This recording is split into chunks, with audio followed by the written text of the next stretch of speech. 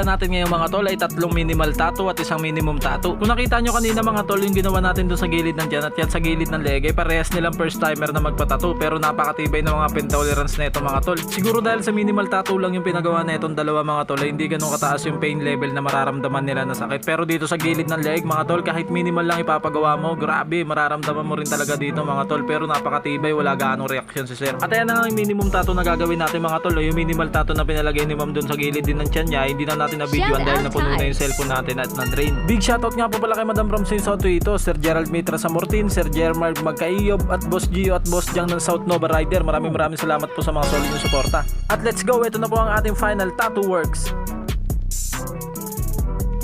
Sa mga gusto po pala magpatattoo dyan, open po tayo 24/7 sa advance booking. Meron lang po tayo 20% down payment sa kabuuan ng presyo na inyo ipapatattoo. At pwede rin po tayo sa walk-in schedule at pwede rin po tayo sa tattoo service. PM lang po kayo dito sa aking page using Arctic Inks.